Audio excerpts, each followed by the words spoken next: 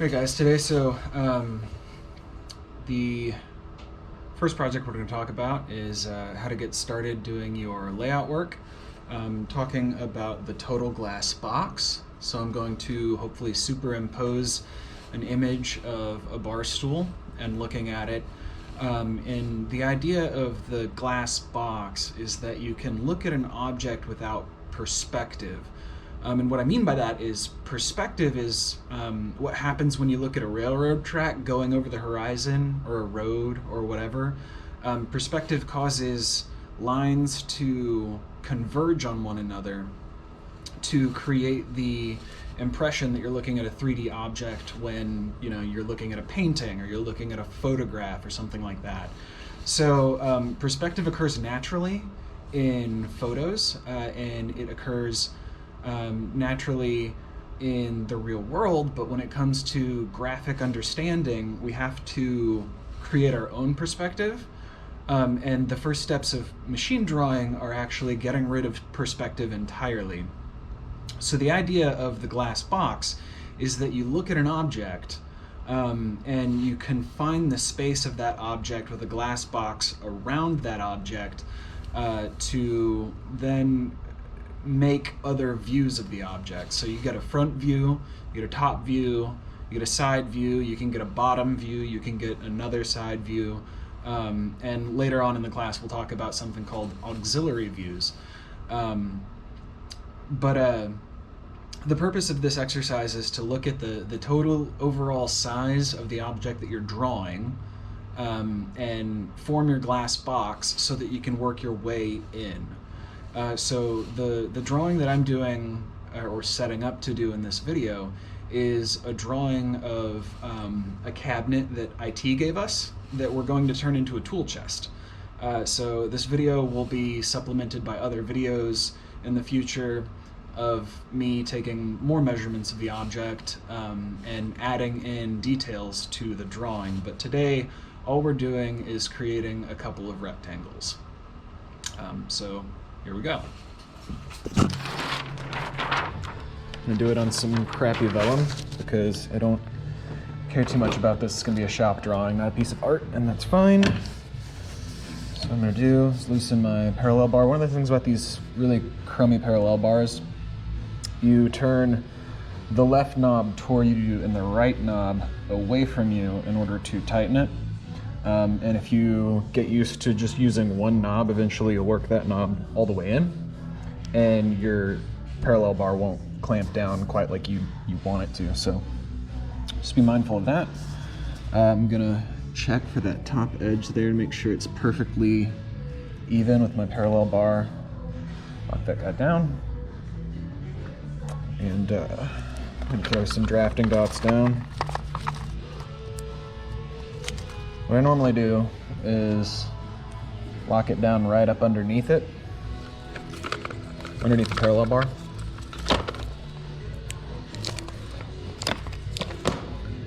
And I usually wind up putting on like 8 dots, all 4 corners each side at the midpoint, and then that one, this is just to hold it down. I lift my P-bar up, set it down on top of that, then I'll do the top 2 corners. And these drafting dots are supposed to dispense out of the box. So like you pull the tab and it just, let's see if I can show you. There's one coming out right there. So you pull on it and it spits the tab out, and it works about 40% of the time every time. So what I normally do is just wind up peeling out a whole strip, cutting it off, and then working from that instead of working out of the box. Let's see, now this one's gonna make a liar out of me. Keep working. So whenever you're putting drafting dots down and you're moving your P-bar around, you want to loosen it and then pick it up, because what can happen is your drafting dots can roll onto the underside of your P-bar and they'll get stuck there. And I've actually got one on this P-bar here, so I'm gonna lift it up and then slide it down, and then you're just gonna try and smooth it out like a bed sheet. The idea is to get it as smooth on the surface as you can. And there we go, I've gone and ruined that. Neat.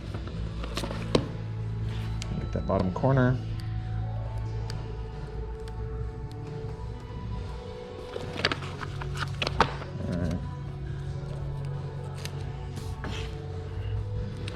Then I am mounted. So one of the things you want to do here is loosen your bar up, bring it all the way down to the bottom, and make sure that the edge of the paper is still parallel to the bottom of your drafting, or your parallel bar. So you know, especially with these things being just as crummy as they are, that it's probably not going to be parallel to the edge of your board. In an ideal world it would be.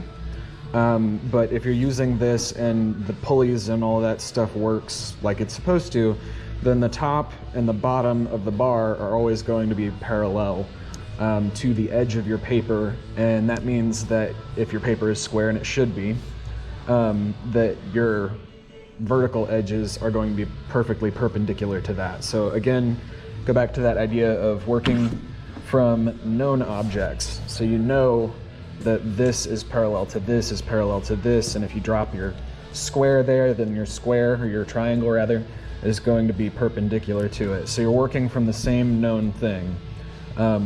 It would be bad practice for me to work from this and then throw my T-square on here and work from the edge of the board, because those two things may or may not be parallel to each other. So there's that. What's the next step? So your boundary edge is going to be 1/2 inch offset from the edge of your paper. So I'm going to come over here. I'm going to find my 1 inch scale there, and I'm going to put the needle on the 0, and I'm going to put the graphite on the 6, and that's going to be 1/2 inch. You could use a tape measure or a ruler or whatever you've got, and then you're going to put the needle very close to the edge of your board, and I like to do it both sides just so I can kind of, ooh, that's a big dot, just so I can kind of maintain that I'm still parallel everywhere. So I'm just tapping it. I don't know if you can see that, but there's just a little dot of graphite there from where I hit it with my compass. And it doesn't need to be big, because you're just going to come back along with your pencils and make those lines. Now I'm going to fish out all of my stupidly expensive Lumograph pencils, of which I use 2. They're all going to fall to one side. And the hardest lead I've got in here right now is 4H. That's just going to have to do it for me. Somewhere I have a 6H pencil, but it's missing, or somebody stole it, something like that. And then I'm just going to make what is eventually going to become the boundaries of my drawing. So up there I use the top of the P-bar. Down here I can use the bottom of the P-bar. I'll lean down a little bit so that's, make sure that's still in frame. It's my first day using this camera, so you're gonna see how that works. And as you saw there, I was just rotating the pencil. And if you read in your book, I think it's page 40 or something, the authors talk about rotating your pencil, spinning your pencil as you make it, so that as your graphite is wearing off the pencil, it's wearing off in that same conical pattern that your pencil is sharpened to. And that helps you maintain line weight. I'm not going to pretend to be, perfect with that technique. There you go. You can see one of my drafting dots tried to get stuck to the underside of my bar. I don't claim to be perfect at it. I do most of my drawing via computer these days, but it is a technique that we should, in this class, try to employ. And like with so much of our safety stuff, I'm going to ask you to do as I say, not as I do, because I have a master's degree, and I do things kind of questionable ways sometimes, and that's fine. This is a drawing of a cabinet. So then put that there. See, and here I've got lines that don't quite match up. And if I were, turning this into a piece of art or an assignment, I would go through at the end of the drawing and try and fix the things that occur as it happens. The reason, I don't know if I've mentioned this, the reason that I'm using my hardest lead pencil is, one, I want the lines, this is all reference work. I'm going to go back through eventually and lay final graphite over all of my reference work. So I use really hard leads because they don't have as much of a tendency to smear. Whereas if I take my 6B pencil, which is the softest lead I have, this is really a pencil that you would only use for sketch artistry. You'd never use one of these in drafting. But if I make a mark there, and it's just gonna smear everywhere. So the harder the lead, the finer the line, the less it's going to have a tendency to smear, because as you go through doing your layout work, you're going to set your P-bar or your T-square, however you're working, all over all of the things all of the time. So it's good to get used to doing all of your layout work with really hard lead, all of your reference lines, all of that good stuff. And then whenever you go to do the final lay of graphite, or back in the day they would call it inking, you would start, depending on you're right-handed or left-handed. For me, I'm right-handed, so I would start at the top and I would think like a printer. So I would start working left to right and then top to bottom, and as I go working through there, laying down ink or softer graphite or whatever, so that I could be sure that I didn't have to go and work on top of something that was ready to get smeared. Back in the day, they would use like a sprayable fixative or something like that. As you're looking for drafting kits, you're going to come across a lot of sets that have compasses, or like this is basically a drawing pen, and they've got these two bird beaks that come down to a fine point, and that is for inking. So I would use this in conjunction with an inkwell full of Black India ink, and I would dab it and then very carefully use it, and it would just leach the ink onto the paper. So when you're looking for drafting kits, you don't need these. Like this kit I have here, I picked up at an estate sale for like $12. And it came with a letter of the guy that had passed away and all of this stuff, so I actually know quite a bit about him. But here you can see I've got a graphite tip on this baby compass. Here I've got a baby set of dividers, and then more dividers, big compass, beam compass arm, a little thing to hold lead. So this was a pretty good score. But again, like these ink nibs, you're never going to use, so don't bother buying those. Okay, so I mentioned the title block and where you should put that. For me, I like to do a ribbon title block all the way down the left side of my drawing, and you can see I didn't even mention it to you. I just mounted this paper in landscape, and for architectural size B, that's probably what you're going to do most of the time. I can there, and then there, and so now I've got this nice place where when I'm done with the drawing, I can put drawn by Russell McKinley. This is a tool cabinet, TW Theater, scene shop, to be built by, use these materials, X, Y, Z. So here we are. All right, as I come over here and I start thinking about my layout, I know that I'm going to do like a front view here, and a top view here, and a side view here. And the reason that we do that is you imagine that glass box encompassing the object that you're drawing, and then you unfold that glass box and lay it out. So it's front view, top view, front view, side view. If I were to do a bottom view, it would be down here. So you're just moving that object around and seeing it from varying perspectives. And that again is what we call an orthographic projection. All right, so now that I have my measurements, I've got my paper, I've got my boundary space kind of defined, I've got my title block, I've got my scale rule. So now I need to figure out, I know that the front view is going to be 6'3½", and then the top view is going to be 3 feet. So now I have to figure out which scale I want to do to put it in that space, right? So I've got like 1.5" scale here. 1.5" scale means that 1.5" on this ruler, which is what here to here is, don't be confused by the 2 on the bottom. It actually, every scale counts in 2 directions. So I've got 3" scale over here, and it's 1, 2.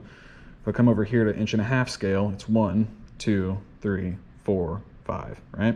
So I can look at that. 1.5" is just gonna be too big, right? So I've got 5 feet in the scale here, and I've already taken up most of the space of the drawing. So I know that I would need another 1.5", and then I could feasibly really cram everything in here in 1.5" scale. And it would probably be okay, but I wouldn't be able to dimension it, put any kind of annotative information there. And you get better at this with time. So I know the 1.5" scale is not going to work. So let me flip around to, 1" scale. How nice, right there. So I've got 1 inch scale right there, running this direction. So I've got 1, 2, and then the numbers on the bottom, 3, 4, 5. So every inch on the scale is a foot in real life. And then on the other side, I've got a 1/2 inch scale. Now they pair these different scales together because they work together well. So 1/2 inch envelopes nicely into 1 inch. So here, if I count from the 1/2 inch scale, I've got 1, 2, 3, and then the numbers on top, 4, 5. But the indentations, the hash marks on the scale are the same. So I don't have like two scales that don't co-reference one another, muddying up the drawing. So I know that 1 inch scale would be good for me. I bet this guy has, no, okay.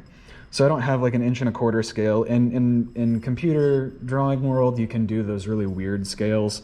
But on your scale rule, you're going to stick to more common scales. So if 1.5 inches here is too big, then I can decide that I'm going to go down to 1 inch instead of 1.25. So go there.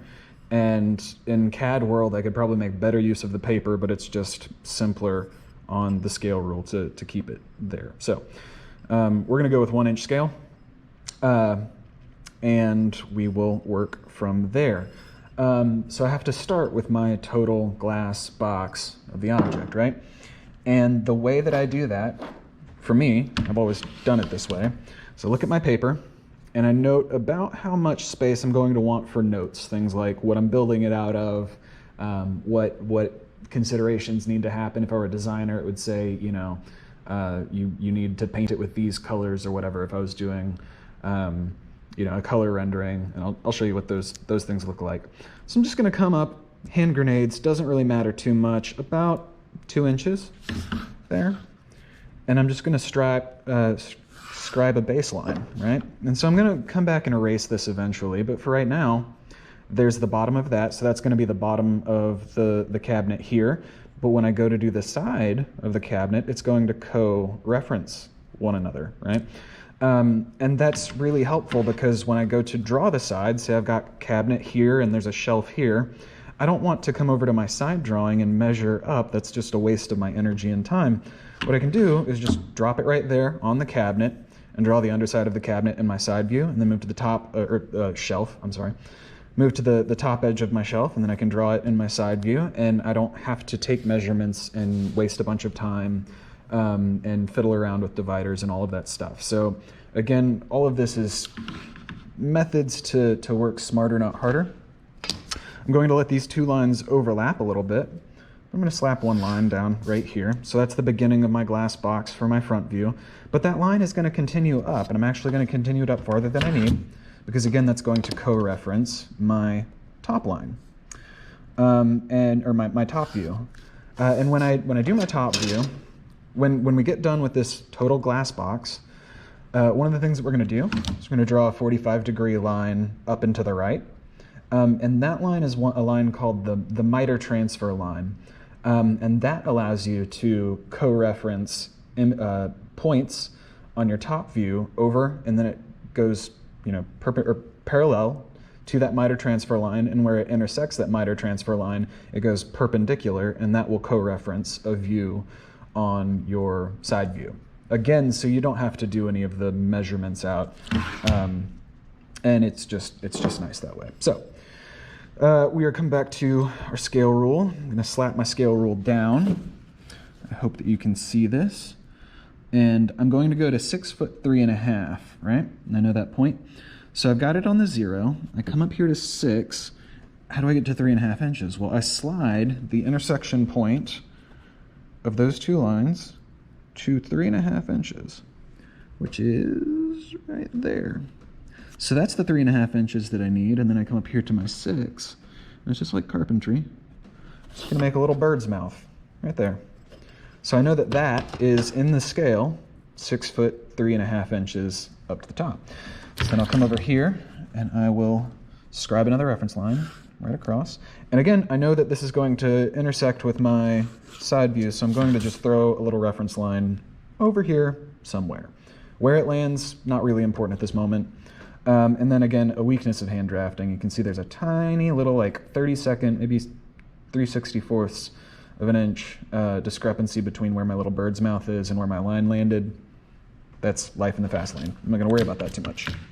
This little drafting dot is being a little pisser. All right. So then my total width, I know, is going to be 2'10" in the scale. So again, likewise, I go to my 1-inch scale. I slap it down there. I find my 2.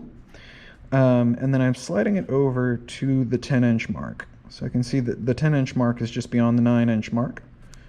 No voodoo there.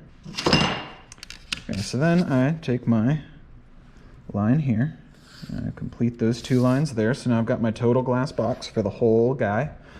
And then I can just extend my line up here somewhere. It's not going to matter too much. One thing to note, though, is when I get to doing my top view and then my side view, one of them, because we talked about this miter transfer line, one of these views is going to be derivative of the other, right? So what I mean by that is this is my front view, or will be. My front view will sit inside of this rectangle. And then my top view is going to be somewhere around here. And the distance that I leave between them is somewhat arbitrary, but in order for the miter transfer line to work correctly, you have to set the distance of your top view and then infer the distance to your side view, or vice versa. You set the distance of your side view and that infers or informs the distance that your top view is going to be. So let's go ahead and do that. So I'm going to say, without any real reasoning, that I want that to be the bottom edge. I don't need to worry about the top edge. That's something I'm going to have to measure with my scale rule. But I want to go ahead and slap in my miter transfer line to show you guys how that will inform your side view. So I need a 45 degree, so 45 square. Slap her on down like that. I'm going to come right to that point. Now, you can see here, the point of my square is not exactly even with the point that I'm drawing. And that's intentional because I want to be able to see it. So if I actually snuck this all right up here, the edge of that is up underneath my parallel bar. So I want to go ahead and see that. So then I'm just going to slap a miter transfer line, longer than you think it needs to be. And then you set your parallel bar to, I'm going to use the underside of this, set my parallel bar to the edge that I want to co-reference. I don't have to draw the whole line now. I can just slap that in there. Then I can put this guy down right at that intersection, as sharp as you can get it. And then you've got the front edge of your side view. So this rectangle here, that is just kind of a bracket right now, that will become our side view, and this is going to be our top view. So again, I know that it's 3 feet deep, so I'm going to go back to my 1-inch scale. I'm going to slap that sucker on there, and 3 feet even. It's going to be right here. Let's make that dot. And I'm going to come up here and do it with the underside so you can see it a little better. And I'll make that line. And I don't know exactly where those two are going to intersect, so then I'll just make them intersect. Oh, hey, got it. Nailed it. So then, doing the same thing, I've got the back of my front view. I'm going to intersect it off that miter transfer line. I'm going to come over here. I'm going to drop it back down with my triangle. Just going to hit where that intersecting line is, down here. And then go to my baseline. Do that. For the top, my side view. Right there. You guys can see my trimmer now. Now I've got front view rectangle, top view rectangle, side view rectangle.